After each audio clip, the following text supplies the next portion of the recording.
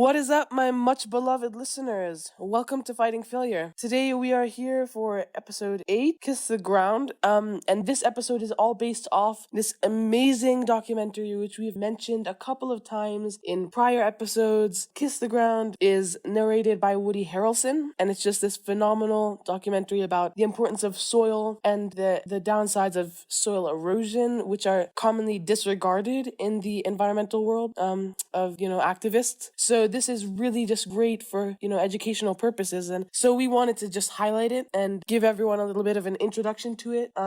We definitely recommend that you go ahead and watch that.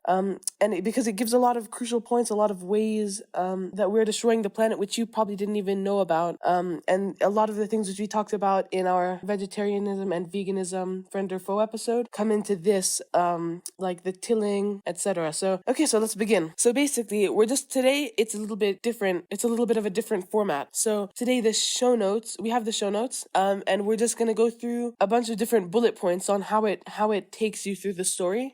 So basically, first of all, in summary, there is lots of bad news coming from this, and it's quite scary, and it's trying to find out, is there another path, is there another way to do things, similar to our podcast, I guess. So Oscar, would you like to start us off on the Kiss the Ground story? Yes, I think we did forget to do introductions. I'm Oscar Archibald. I hosted the first couple of episodes. And I'm Sandhya Stapleton. I will be hosting some episodes to come.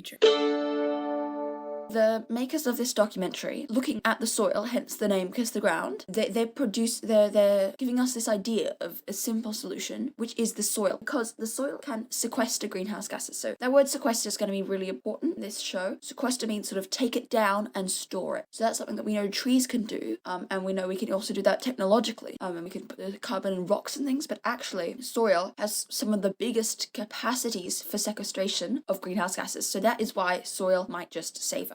Furthermore, there is this very lovely sort of cycle, which is if we save our soil will save us. So it has to start with us. Because we're destroying our soil, obviously that means that we're less able to produce fertile farmland, less able to have all these sort of different things that produce crops and all of that. So if we save our soil, we are able to produce more crops, more delicious food to feed more people, and that's how soil can save us. And more, can I add to that? If we kind of keep our healthy soil without degrading it, we will also have an easier time regenerating forests, kind of boosting plant growth, whether that's natural or agricultural. So this might not even be for entirely agricultural purposes. That might not be the entirety of, the importance of keeping healthy soil, because healthy soil is healthy everything. Yeah, and I think that also applies not just to the rest of the ecosystems, but also the food you grow of that soil is extremely fertile. Sorry, not fertile. Food isn't fertile, that would be weird. More nutritious. It's more nutritious, exactly.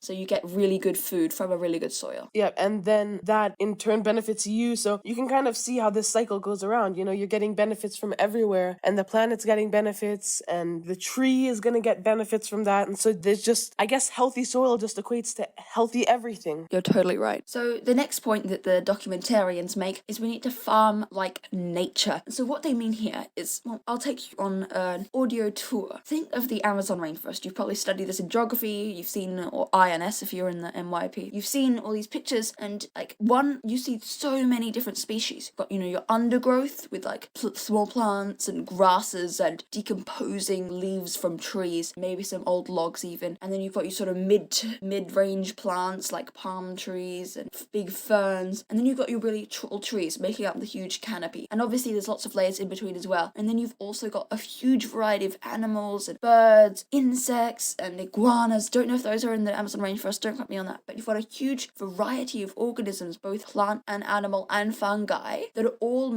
probably even protoctus, and bacteria, that are all making up this ecosystem. So that's what they mean when they say farm like nature, is rather than having rows and rows and rows of soya crops, we should instead have lots of different crops working together, holding each other up, as well as animals. And although the animals will eat some of the harvest, they'll give more back than they take. And so ultimately, that's why the Amazon rainforest is such a luscious and beautiful place, is because it has this variety of ecosystems. So when they say farm like nature, they mean use lots of different crops, use trees in combination with grasses and cover crops and shorter things and birds to eat insects and all this natural ecosystem. Like, I really do think that nature does it best, and when we try to mimic nature or to be better than nature, we always fail. I think we do really always fail in the end. So exactly, that's what they mean when they farm like nature. And that comes into permaculture and the different areas such as polyculture, and we've gone over that before in prior episodes. I think the vegetarianism and veganism, that was one of the main points of the episode. And then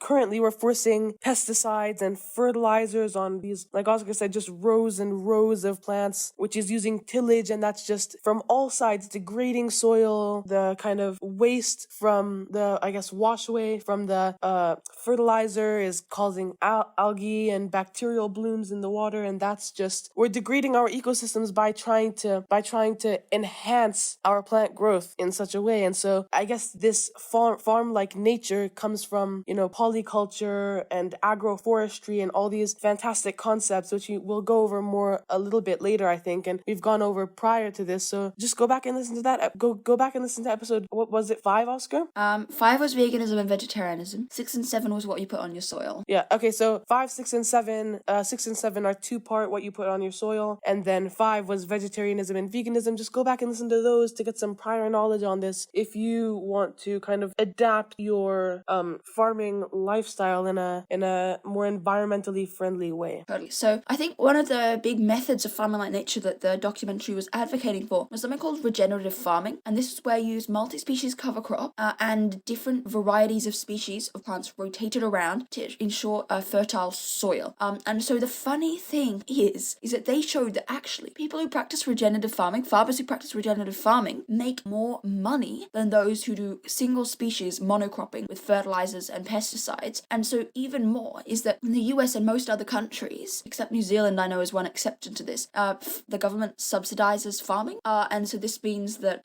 farmers know they can get a single same price for their grain they produce. So there's no incentive to be more efficient, to try and not damage the earth as much, to try and get more because they know they can get a stable income. However, even if without these government subsidies, regenerative farming can actually more profitable. And you can imagine that because you've got species all year round, you've got different species which you can all harvest. If one species fails, then you've got so many others. So it sort of makes sense. And in fact, I've been reading this really, really thought-provoking book recently called Farmageddon, which is all about industrial farming. And although it takes a perspective on the meat industry and the factory farming rather than necessarily industrial plant agriculture, one thing that really interested me, or one thing that was really that I took from that, was that industrial agriculture is less efficient than the natural way, even when you're throwing chemicals on. Not only is that like a drug, like we talked about before, but also that when, especially with animals, there's nothing really space saving about cramming all the animals into one space where they can't live off the land, and then having to use hectares and hectares of fertile land to grow food for this tiny farm. Why not have a bigger farm where the animals live off the land and the land lives off them? So yeah, I think regenerative farming and natural farming practices actually have much more potential to make more money. Okay, I agree. So like we said before, erosion is a big problem. So that's turning like soil. We're gonna use these two terms quite similar. We're referring to different things. So soil is like the rich, dark, mineral and nutrients rich ground, I guess. And then the opposite of that would be dirt, which is like crusty, dusty stuff that you get when you use plows and break up the soil and take out the nutrients. So plow creates erosion because it breaks up the dirt and it releases the carbon dioxide into the air, and the carbon dioxide helps the nutrients. And so when you release it out into the air, the soil loses all those caused by the carbon dioxide. The documentary actually highlights a part in an event in the 1930s, which was a man-made disaster, which they called Dust Bowl, caused by farmers tilling the Midwestern plain. And it caused this huge dust storm with like 200 million acres of soil that was destroyed. That was an absolutely terrible event. And in fact, the Midwestern plain, which used to be fertile, has still not really recovered from this huge disaster because of the use of fertilizers and pesticides and plowing, which is just destroying the topsoil. So to combat this, the contemporary President Roosevelt created the Soil Conservation Service, now the NRCS, which I think is the National Resource Conservation Service. Let me just double check that. Yep, that's what it is. Yes, I was right. Oh, natural resources. Okay, very close. And so nowadays, this same organization, the NRCS, teaches farmers to reduce tilling and chemicals. So yeah, that's what they do. They teach farmers to reduce tilling and chemicals. Because I was reading in this book that I was talking about before, is that farmers are actually not necessarily always, many farmers are, but not necessarily always completely knowledgeable about to do. And especially in developing countries, they rely on advice from these profit-interested companies that want to sell them things like GM seeds and herbicides and pesticides and fertilizers, always promising huge returns. And in fact, they often don't get these returns. So it might sound a bit silly, but in fact, teaching farmers is a very valuable thing to do when a lot of their information might come from people who are purely interested in selling them stuff. And in fact, I think there's a place in India where a farmer kills themselves every 30 minutes because they go in debt because they tried to buy new seeds that a biotech company promised would work, and then harvest failed 2 years in a row. Things like that. It's actually absolutely horrible. Yeah, I agree. And guys, this education and these educational resources are also being put out by the Kiss the Ground organization, and you can actually get online classes if you can afford them. There's an educational edition of Kiss the Ground, which we loved that format because it's free to teachers and educators, so they can get it, they can display it to farmers, and it's so there's lots of resources being put out not only by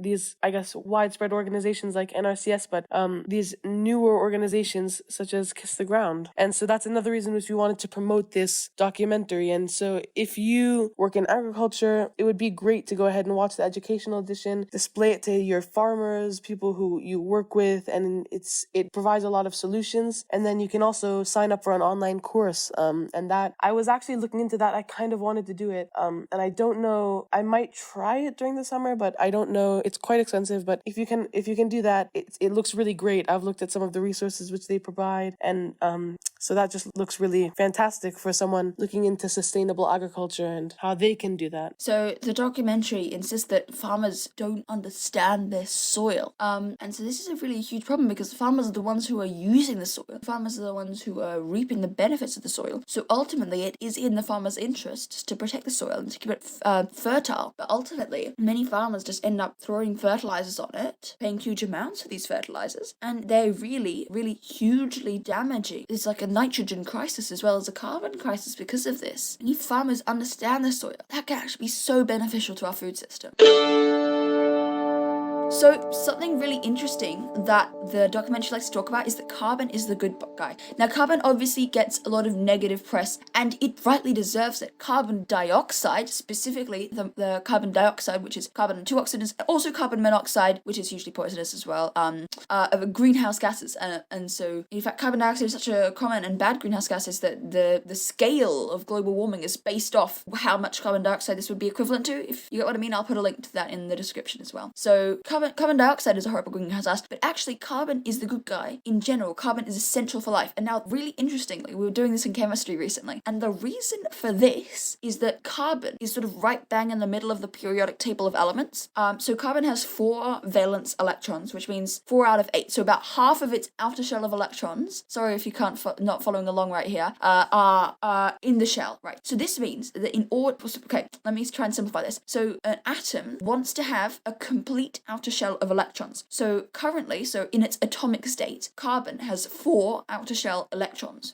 So in order to have a full outer shell, so a full outer shell is 8, it could either gain 4 more electrons and have 8 in the outer shell, or lose 4 electrons. That shell is empty and the outermost shell is now full as well. So basically, carbon, it can go either way to become a full outer shell, but also because it has 4 valence electrons, it can bond with 4 other molecules, or 4 other atoms, to become a species. And this means you can have long chains of carbons. You can make so many different things out of carbon. So really, the fact that it has 4 valence electrons, which is very middle of the road, can bond with enough different things. That is why carbon is the basis of all life on Earth. And that's why we are all carbon-based life forms. There has been scientific research into whether we can have silicon-based life forms, because that also has 4 valence electrons, but really carbon is just the basis of all life. So carbon is essential for growth. 40% of carbon carbon goes through the roots of plants to feed soil microorganisms, which benefits plants, and this is how carbon gets fixed in the soil. And now the soil contains a universe of life. And that's really just like humans. I don't know how scientifically accurate this next fact is, or factoid that the documentary claimed, but we sort of 1% human, 99% microbe. Like, even sometimes microbes process food for us. So again, I'm sort of doubting this. I know there's huge functions of bacteria in our gut, but also like there are enzymes that we do produce for digestion. But to be completely fair, microbes are hugely important, and very few microbes are actually pathogens to us, or that we get rid of those. So yeah, they say this really interesting thing, and again, don't try this at home. The key to health is eating dirt, good soil. So then they say dirt, but they really do mean soil. Good soil leads to good food, and that leads to good health. This is reciprocation. We feel better because we have better food, and the earth is better because the earth needs a good soil. Take over, Hisha. Okay. I was also just gonna say, and this is not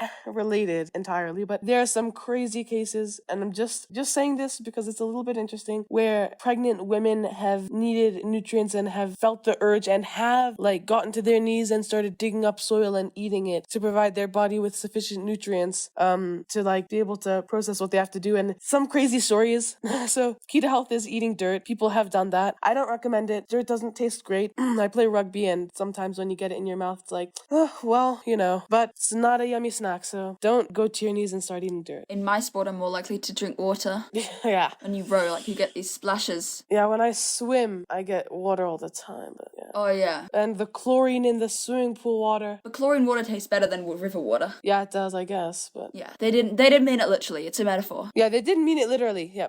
Don't take it to heart, okay? And so, like Oscar was saying, let me just continue this now, going away from our little bit of our adventure to the side there. Good soil is good food, more nutritious crops, and more nutritious food leads to more better health, I guess, good health. And so it all kind of reciprocates in this beautiful way when we have good soil. And so I guess we feel better when the earth is better, and that's something important. So just everyone take that to heart, everyone keep that in mind, because that's very important. So it's not just that healthy soil is going to store carbon, it's that healthy soil is going to provide more nutrition to our plants, I think, as we mentioned earlier, and then that's going to help us significantly. And so that's very important. Oh, I've just lost internet connection. How wonderful. Oh man, why me?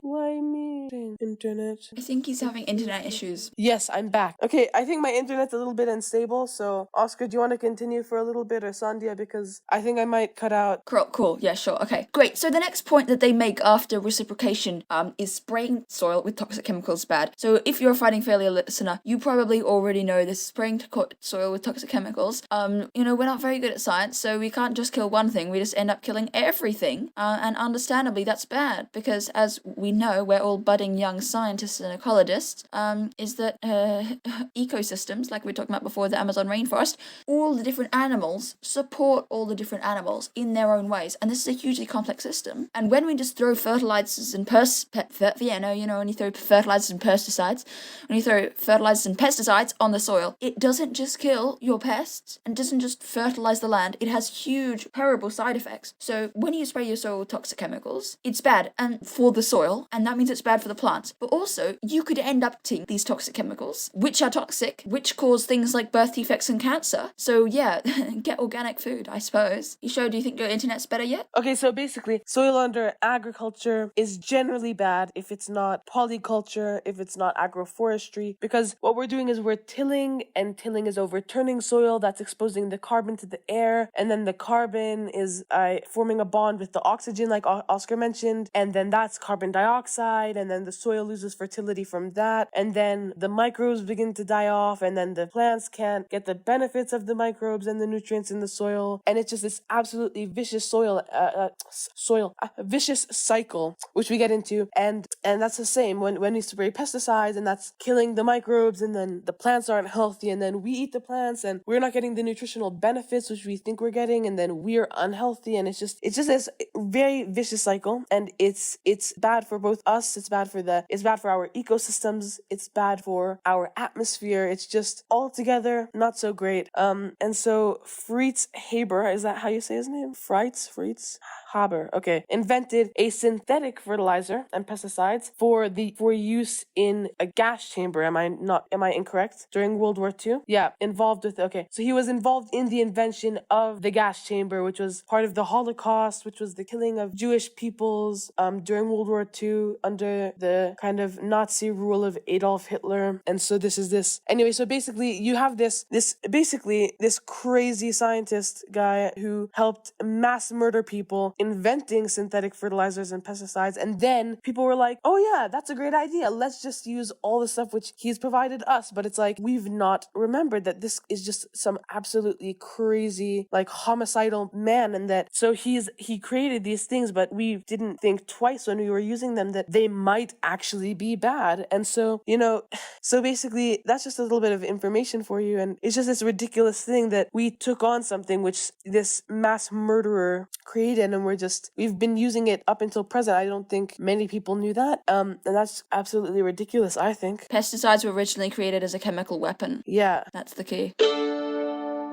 As we talked about, these poisons that Fritz Haber made became pesticides and fertilizers, and this meant that farmers could get a good yield from their crops without taking care of their soil. And so this transformed what was mixed farming, when you've got some animals and some grazing and some crops, and a small-scale farm, to single industry. Some farmers do feed lots of cows, mega piggeries, huge chicken industrial farms, and some farmers do plowing, chemical row crops. There was no mixing. And so instead of understanding natural processes, farmers just throw chemicals at it, expecting that to solve the problem. And the problem is, it does. But then you need more chemicals, and more chemicals, and more chemicals. And as I said before, it's just like doing cocaine or heroin or some other drug. You need more and more to get the same euphoria. So it now takes more fertilizer than it did half a decade ago. Not half a decade ago, but a half a century ago. You need much more fertilizer, in fact. I can't remember what it was. It was like 3 bags to 11 or something like that. Don't quote me on that, but it was like orders of magnitude or something. No, orders of magnitude. Okay. Anyway, it was a lot more. It was many more times. So then what they do is they make GM crops that are altered to be resistant to pesticides, so that we can keep throwing more and more pesticides on it, because obviously nature is finding a way around us and becoming resistant to pesticides. So we need stronger pesticides, and we have to GM our crops, which creates huge other problems, because as I said, we can never beat nature. Our GM crops often cause problems, and they're hugely unregulated in the US. And there's this key part of a pesticide, I think it is, called glyphosate, which causes cancer. And now, because it's put absolutely everywhere, it's in the American water supply, 3 pounds of glyphosate are ingested every year for every American. It goes everywhere. It's transferred into babies from their mothers. Has huge adverse health effects. And in fact, juries in the US have awarded huge damages for people suffering from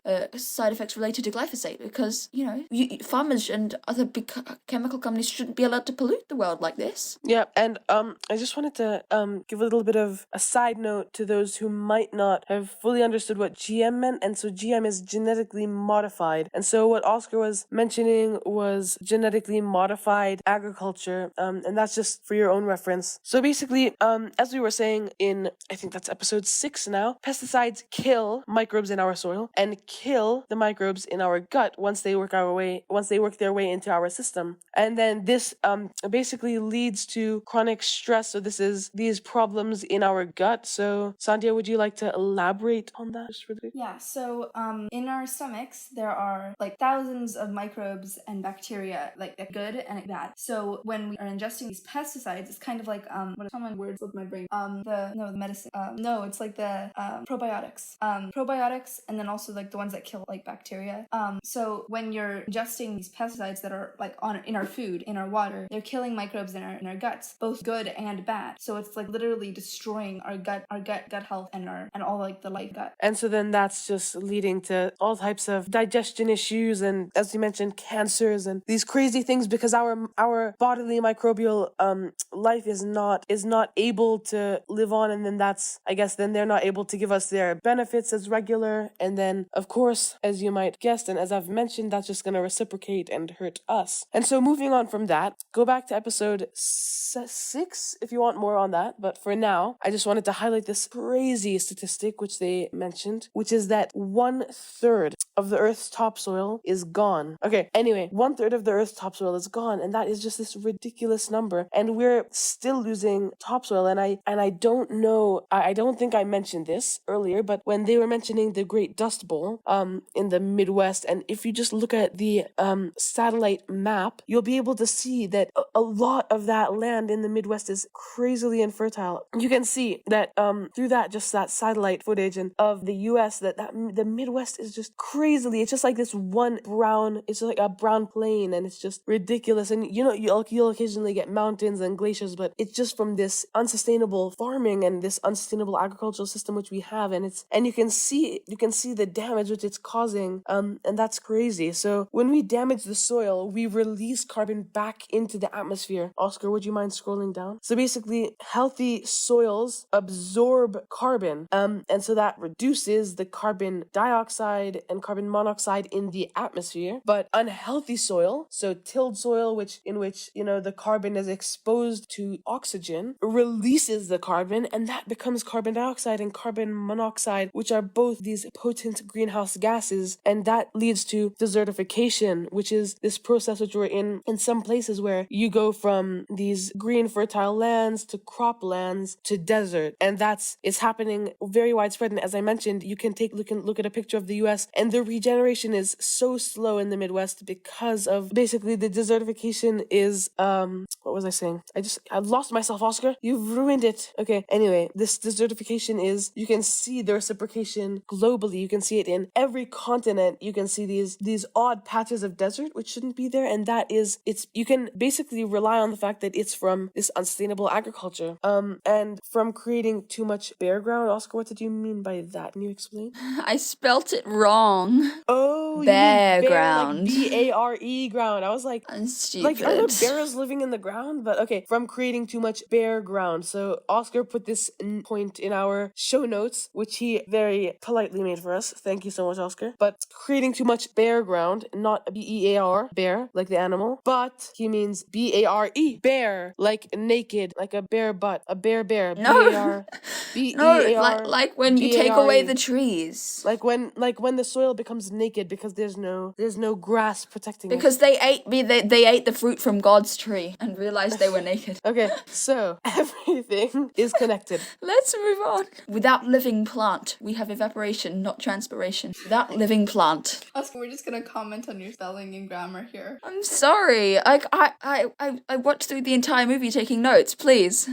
So transpiration is the process. I learned this in, I think, biology last year, so I might be a little bit off point, but I will give it my best. So transpiration is the process where water is kind of evaporates out of the pores in the leaves. That's the most simple way to state it. That's the stomata, right? Yeah. Transpiration is the process of water movement through a plant and its evaporation from aerial parts such as leaves, stems, and flowers. Water is necessary for plants, but only a small amount of water taken up the roots is used for growth and metabolism. And that link will be in the show notes now. So anyway, that's basically, transpiration is very simply the process of this kind of the regularity of water loss through the pores in a plant's leaves. These you can't see the pores. There's not like huge like holes in a leaf. They're micro. You can't see them, but there are pores, and the water evaporates out of those pores. That's the most simple way to say it. The pores are known as stomata. But anyway, and so without living plants, transpiration cannot occur, quite obviously, because that transpiration is coming from the leaves. And then instead we're having evaporation, which is basically just water going from liquid form, H2O going from liquid form to gas form to its gaseous form. So it basically becomes steam, I think steam. And then then the soil's losing its water vapor, and then the soil's losing that moisture, and then that is also where you get that crusty and dusty, because the soil is no longer wet and fertile, so it's not being held down. So that's dusty. Or crusty is where it's kind of like just dried out, and you kind of similarly to clay when you bake it and it dries out. You just get these plates forming, and so that's the crusty. Kind of like, what was it? I think about 1 or 2 years ago, the PE pitch at BMIS, which is my school in Malawi, was so dry. It was crusty, and oh my gosh, I got so caught up on it during rugby. I think everyone did. Wasn't too much fun. But anyway, crusty and dusty is not fertile, is infertile soil, and we mentioned that last episode. I'm very proud of myself for that, actually. I came up with that on the spot. Crusty and dusty are not good. But anyway, so basically then that leads to more rain and more humidity, unpredictable weather patterns, of course, because you're getting this irregular moisture in the air, and then that's gonna lead to irregular rainfall. But anyway, Oscar, would you like to continue for a little bit? Right, so there's $60 of rainfall from... No, I'm just joking. I made another typo. So it's not $60 of rainfall, but 60% of rainfall comes from the large water cycles, which is where it gets evaporated from the oceans. 40% of rainfall comes from small water cycles, which is involved with transpiration from trees. So when we have desertification, this sort of pushes rainfall away. Without plants, you have hotter climate a day and colder climate at night. This is called a microclimate. But when you have these sort of desertification changes on more than half the land, you're changing a bigger scale, a macroclimate. And so in fact, 2/3 of the world is desertifying, and this has horrible side effects. So 40 million people are pushed off the land every year. By 2050, it is estimated there will be 1 billion people who are refugees of desertification. That's right, we're killing our own land, making ourselves refugees even without wars. This is a huge problem. So really interestingly, ancient civilizations have failed because of bad agricultural practices. It's not just a modern problem. Think the Mayans, think the Incas, think the ancient Egyptians. Places that used to be the cradle of humankind are now deserts. I mean, what does Mesopotamia look like now, you know? And so this is another vicious cycle. Poor land leads to poor people because they can't feed themselves, which leads to social breakdown because malnutrition and all that stuff, which leads to mass emigration, like refugee crises. Exactly. The way we're feeding ourselves is undermining the ecology we're dependent on. And so, guys, we have this statistic you've highlighted a couple of times. So this statistic is that the world's remaining topsoil will be gone within the next 60 years. 6 decades is all we have left with our beautiful, rich, nutritious, I guess, topsoil, and that's all because of our unsustainable agriculture, which is worldwide. It's developed in different ways everywhere, but it's all the same. We're tilling. We're now in modern day spraying pesticides, putting whatever fertilizers we're gonna put on the soil, and that's just gonna degrade our soil, and this is why we only have 60 years left, which means that we only have 60 harvests left. 60 harvests left. That's it. Unless we change now.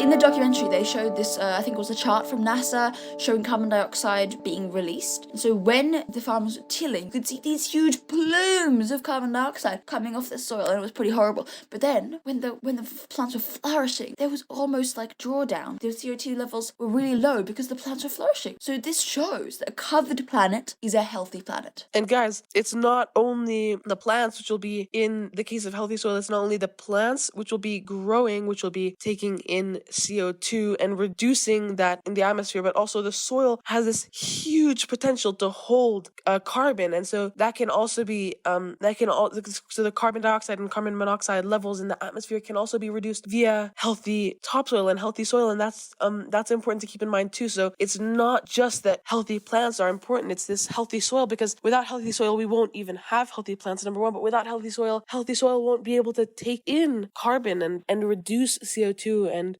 carbon monoxide levels in the atmosphere. CO, I guess, carbon monoxide, CO, right? So a covered planet is a healthy planet. So agriculture is the biggest way that humans impact our landscape, though. And so by covered, we mean we're not talking about soil here. We're talking about healthy soil. Healthy soil leading to tree cover, grass cover. I guess then there'll be foliage cover. So just this overall land cover provided by nature. So covered planet is a healthy planet because within a covered planet we have these rich ecosystems, and like I just said, agriculture is the biggest way that humans impact our landscape, which was mentioned in Kiss the Ground, which is why I guess we're talking about it right now. But so and that is, I guess, this legacy load of carbon dioxide is a large part of it is coming from this agricultural sector. And it's unintended when you go to the store and you buy your vegetables, being either a vegetarian or an omnivore, whatever you are, going to the store and buying your vegetables, you're there's a lot of unthought, these downsides which you would never think of. But basically what's happening is that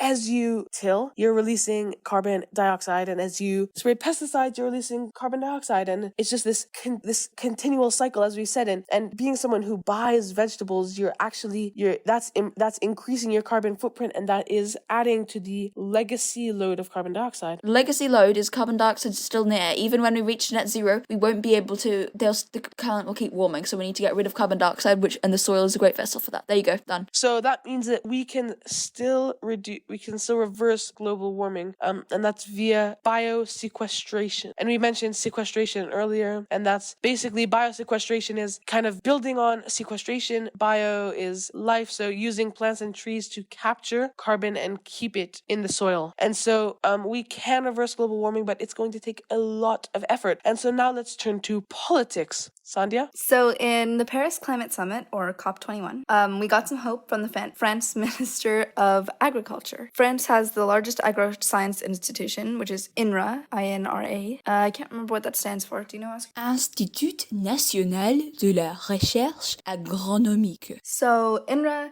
proposed this 4 for 1,000 initiative to increase carbon content of soils by 0.4% annually. So that would be sequestering the same amount of carbon as we emit here. Each year we emit 0.4% of the carbon content of our soils. So plants plus atmosphere goals 1,700 GT. And with the soil, you'd have 4,000 GT, gigatons of carbon. And so basically that's just the potential for soil is to hold. So what Sandhya just mentioned there is the soil's potential, as I mentioned earlier. So it has this high potential to hold greenhouse gases. Carbon, I think, is in specific here. So it's 4,000 gigatons, which is like, what is it? Almost just under. So basically just under 3 times more than the plants and the atmosphere currently hold. So we have this ridiculous potential, which is so commonly dumbed down, so ignored. And this is why we really wanted to highlight this documentary, because it's so fantastic in the way that it highlights this unknown side of our climate and how we can resolve a lot of these issues. And so it's just this really great thing. I love that they provide the statistic, because it's very, in my mind, I just see this, I see like a chart, and it just, to me, that's absolutely ridiculous, seeing the difference of the two. And so that just proves to me that soil is a solution, and we should be actively utilizing that. We're not currently doing that widespread, and so that's a big takeaway from this entire documentary. Yeah, okay. So the idea here with this initiative was to sequester the same amount of carbon as we emit each year. And 30 countries signed this agreement and agreed to try to sequester the same amount of carbon they emit each year. But here's the catch. India, the USA, and China didn't sign. And they're the biggest emitters. With India, you have 1,602 million tons of carbon per year. USA, you have 5,425 million tons. And with China, you have 7,711 million tons of carbon released each year. So this whole idea with sequestering the carbon would require radical reduction in pesticides. And these 3 countries use pesticides way too much. And they just did not agree to stop using it. The US actually pulled out from the Paris Agreement completely. Under Donald Trump, our beautiful orange president. Luckily Biden has just rejoined the PCA, Paris Climate Agreement, and I'm so happy about that. It was one of the first things he did, and the beautiful thing about the PCA is that the way that they structured it is really smart. So they have it's really hard to leave the PCA, but it's very easy to rejoin the PCA. So it's basically a 4-year process to leave the PCA, and then you can join within a couple of weeks, and that's just so amazing, because it took the whole of Donald Trump's presidency to pull out of the PCA, and then Biden just immediately dove back in. And I love the way that they've structured that, so that to keep countries involved for longer. We need to switch to renewables. That means switching to renewables is always good. We've talked about it in previous episodes, how wind, solar, and hydro. Yeah, and how we can use those to like lower the emissions. But it doesn't alter the legacy load. It just decreases our emissions. It doesn't lower the overall amount that's already out there. So even if we stop emissions, that legacy load remains. So, and it's still warming the atmosphere. So what we want is to have negative emissions. And soil is the solution to that. Soil, like sequestration. That's what we've been talking about this entire time. It's like we need to sequestrate all of these emissions and get rid of all those emissions that still remain in the atmosphere, warming the atmosphere. So if we draw down year to year and get a reduction of emissions, that is a really solid solution. We're gonna shoot through this, guys, because we've been going for much longer than we intended to, and we just kind of wanted to give you the basic idea. So I think we've highlighted everything super important. Then they go through so many fantastic solutions, fantastic examples of ways that people have taken action to benefit the climate and benefit their local areas. Like this brilliant project in China where there was this former mountain which was agricultural, and it had turned into like this big, essentially a big dune. It was just like this pile of sand, and there was this regenerative process which took place, and they were able to make the soil fertile again, and then in doing so they're able to bring back crops in that area in a sustainable way and provide a sustainable income to farmers there. And it's just this beautiful documentary provides so many solutions, so many great examples to this crisis, and specifically to this whole concept of the use of soil. And so I think it's just a really great documentary. Go ahead and listen to it. We've given you the basic idea. We've given you halfway through. We've got you halfway through that documentary, but I still go watch it. It's this phenomenal documentary. And I think with that, because Oscar has to go, it's on Netflix. You can find it. Go to, what is it? Kisstheground. Let me just provide the site before we sign off. Kissthegroundmovie.com. Go to kissthegroundmovie.com. Find out where you can stream it, send it to friends, share it, whatever. But it's just amazing. Okay, I've been praising it for quite a while now. I think it must have been like 2 minutes already. So anyway, we're not going to go through the rest because of time constraints. Oscar has to go do something. I think before we sign off, there's just one more point that I think he should like to make. Hisha, can you give us like a 1-minute summary of rotating cattle grazing? Okay, I did want to highlight this in this episode because this was my favorite kind of section of the documentary. And so I guess before we'll sign off, I'll do this last part. Thank you, Oscar, for making the time for me to do this. But so this regenerative cattle farming and herding is this fantastic idea, I thought, and I loved it. So basically, I don't remember the woman's name, but anyway, in the documentary, there was this family, and they own a cattle ranch, right? And so they have tons of space. They're somewhere in the US. I can't remember a lot of the details, and so what they do is they have their cattle, lots of cattle. But what they do, instead of keeping them in these little, I guess, plants and giving them cattle feed or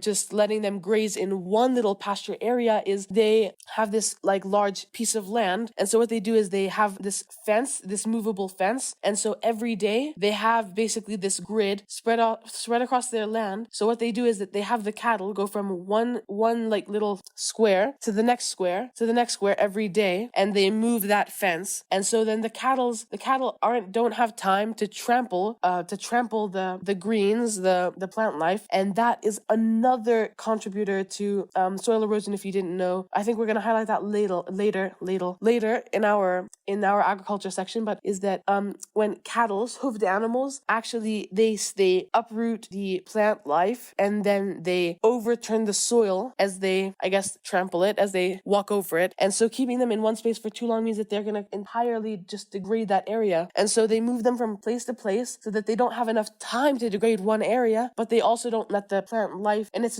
by plant life I'm talking about like grasses and like wild flora, not like agriculture plants. And so basically that these cattle don't have time to degrade any area, so because they're going from area to area to area. And so that's just this fantastic idea that in moving around your cattle, you're not only providing them a healthy lifestyle by enabling them to eat nutritious grass, but you're also keeping the soil healthy by not enabling your cattle to trample one area and cause soil erosion. And I just thought this was the most fantastic idea, and I loved it. So I really wanted to highlight that. And thank you, Oscar, for creating the time for me to make that final point in this briefing of Kiss the Ground. Like I was saying earlier, for about about 5 minutes. Go ahead, watch Kiss the Ground. It is such an amazing documentary. And with that, I thank you all for listening. Have a great week, and we will see you next time. Thank you for listening, guys. Thank you so much for listening. Yeah. Goodbye. Bye.